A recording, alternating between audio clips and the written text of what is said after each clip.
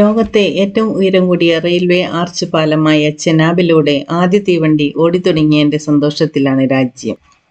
ജമ്മു ഡിവിഷനെ കാശ്മീരുമായി നേരിട്ട് ബന്ധിപ്പിക്കുന്ന 2 വന്ദേ ഭാരത് എക്സ്പ്രസുകൾ ഖത്ര റെയിൽവേ സ്റ്റേഷനിൽ പ്രധാനമന്ത്രി നരേന്ദ്രമോദി ഫ്ലാഗ് ഓഫ് ചെയ്തു.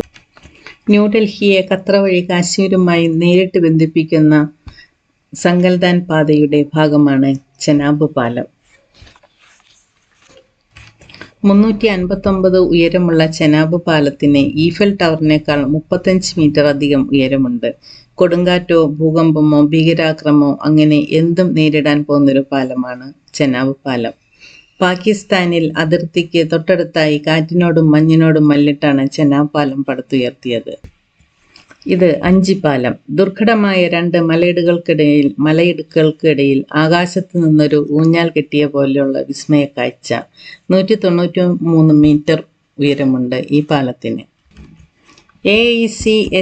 AISC ബാംഗ്ലൂരിലെ സിവിൽ എഞ്ചിനീയർ പ്രൊഫസർ ഗലി മാധവി ലതയെക്കുറിച്ച് നമ്മൾ അറിയണം. ചിനാബ് നദിയിൽ നിർമ്മിച്ച റെയിൽവേ പാലം യാഥാർത്ഥ്യമാക്കാൻ 17 വർഷം തുടർച്ചയായി പ്രൊഫസർ മാധവി ലത തൻ്റെ ടീമിനൊപ്പം കഠിനാധ്വാനം ചെയ്തു. ഇത് ഭാരതത്തിൻ്റെ ഇന്നത്തെ ഉയർന്നുവരുന്ന സ്ത്രീ ശക്തിയെ പ്രതീകപ്പെടുത്തുന്നു. അവർ ഈ കുന്നുകളിൽ നടന്ന് ഒരു ഏക പോരാളി പോലെ പ്രവർത്തിച്ച് അവരുടെ ടീമിനൊപ്പം ഈ എഞ്ചിനീയറിംഗ് അത്ഭുതം തുറന്നു.